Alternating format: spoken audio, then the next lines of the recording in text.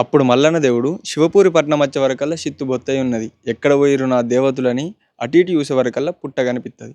నా దేవతలందరూ ఎక్కడికి పోలేరు, ఇదే పుట్టలో జాక్కున్నారు. పుట్టలున్నోళ్ళు బయటకి ఎట్లా రావాలని వద్ది మధ్య వృక్షాల కాడ పుట్టించిన అగ్గిదేవుడు మల్లన్నను పిలిచి, తమ్ముడా అగ్గి మల్లన్న, నిన్ను తీసి ఈ పుట్ట లోపల ఎత్తున్నా.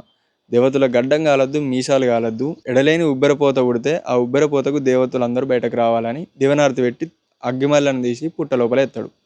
పుట్ట లోపల వేసినాక ఎడలేని ఉబ్బెరపోత పెడితే ఈ దేవతలందరూ ఒక్కొక్కరు బయటకు వెళ్తారు.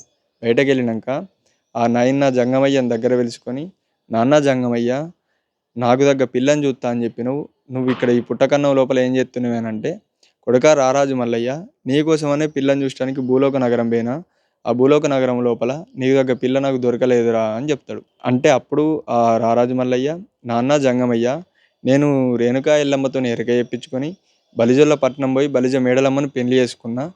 మేడలమ్మను పెళ్లి చేసుకున్నాక మేడలమ్మకు అహంకారంతో నన్ను వనరాని మాటలు అంటున్నది. ఎక్కువ ఇంటి పిల్ల మేడలమ్మ ఉన్నదట, తక్కువ ఇంటి వాడిని నేనున్నానట, అదే పర్వతాల మీద అదే మొగోడైపోయిండు, నేనే ఆడదాన్ని అయిపోయినా. దాని అహంకారాన్ని అణుచటానికి భూలోక నగరం లోపల ఈ సృష్టి లోపల ఎక్కడన్నా దానికన్నా ఏడిమ్మల ఎక్కువ గల పిల్లను చూసి నాకు చెప్తే నేను పెళ్లి చేసుకుంటాను అన్న అని చెప్తాడు.